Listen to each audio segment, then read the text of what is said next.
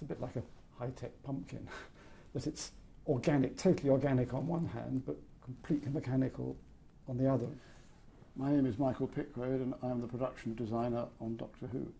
Well, we needed a new TARDIS chiefly because it had to move from up a boat where the studios were down to the bay in Cardiff, and the other one couldn't move, which seems strange. The TARDIS shouldn't just move when you tell it to move, but realities are somewhat different, and so we had to start again.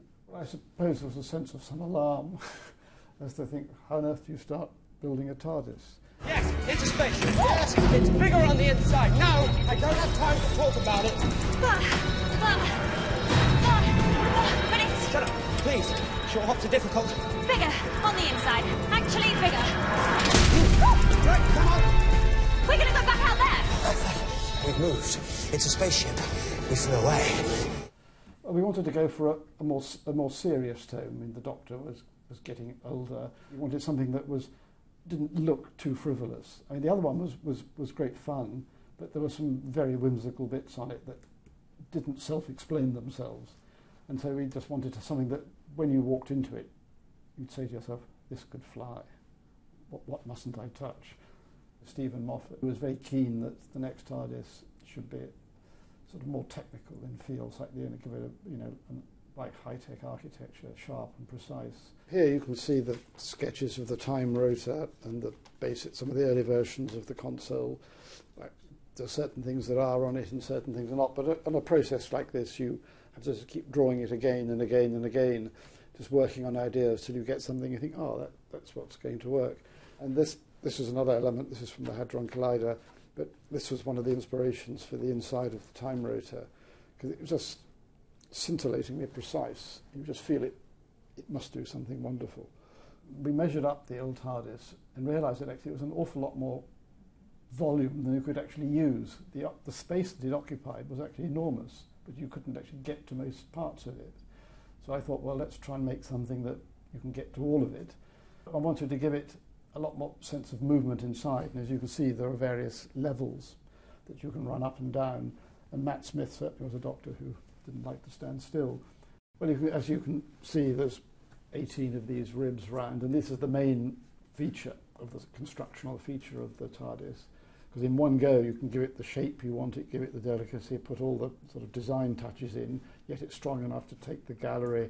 You don't have to start thinking of how you're going to support anything. And once we're using steel, it sort of initially sounds expensive, but becomes very, very economic, because it was merely building a steel frame and cladding it. And in fact, when it was being built, it looked as though we were building some enormous ship. On the base of the model, you can see it's the planned view of the TARDIS as drawn when I was first sketching it out. Making the model was very useful just to prove that you wouldn't hit your head when you ran down the stairs, because they spiral down in a sort of Escher-like fashion. And so it was, it's quite tight, but it's very comfortable. There's no way that you would actually hit your head. But you can't have a TARDIS without a six-sided console. It wouldn't be a TARDIS, would it? So, and it's got to have lots of levers on it. And so we made 6 segments, rather like as if there were 6 individual ways you could fly the TARDIS if you needed to. If one broke down, you could go to another one, or one could do something a bit better than another if necessary. One's very mechanical, one's more sort of electronic, and there's a new cerebral, feely, touchy one that we hope will connect with the Doctor's brain when he puts his fingers into it. Unlike all the other TARDISes, we thought we'd make the top of it actually do something. And so we had 2 rings, and we managed to make it so that when you turn it on, all the rings contra-rotate. So it makes it look more complicated. We then put Gallifreyan symbols around, as though he could go to the console and compute something, press a button, and these things would whir around and the whole thing would take off. Well then, better save the world.